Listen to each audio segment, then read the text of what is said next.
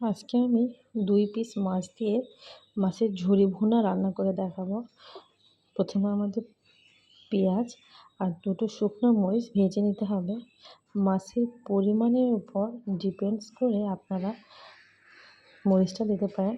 আমার মাছ খুব বেশি না, 2 পিস, এজন্য আমি 2টা মরিচ দিয়েছি। ভালো করে পেঁয়াজগুলো ভাজার পর পেঁয়াজ আর মাছ একটা বাটিতে উঠিয়ে নিন। এরপর মাছগুলোকে ভালো করে কাটা ছড়িয়ে নিতে হবে। কাটা থেকে গেলে পরে এটা গলায় বাঁধার পসিবিলিটি থাকে। এই জন্য আগে থেকেই আপনাকে কেয়ারফুলি মাছের কাঁটাগুলো বেছে আলাদা করতে হবে।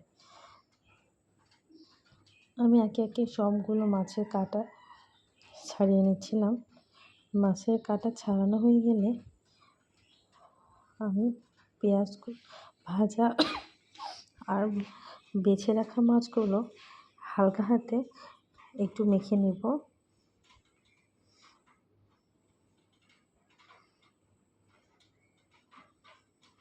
এই তো আমার মাছ থেকে কাঁটা আলাদা করা প্রায় শেষ। এখন আমি পেঁয়াজ আর মাছগুলো একসাথে করে নেব।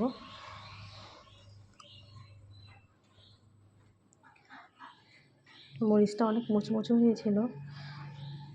মেখে নেওয়ার পর এগুলো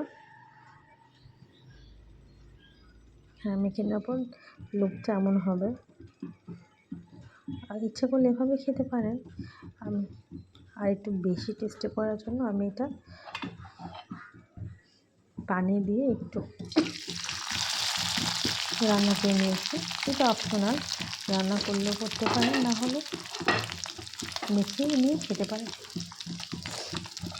আর ঝুরি ভুনাটা রান্না করার পর অনেক সুন্দর লেগেছে। একটু দেখতে পাচ্ছেন কত টেস্টি হয়েছে।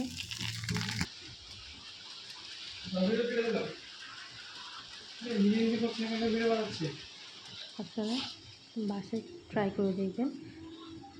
আশা করছি সকলের ভালো লাগবে।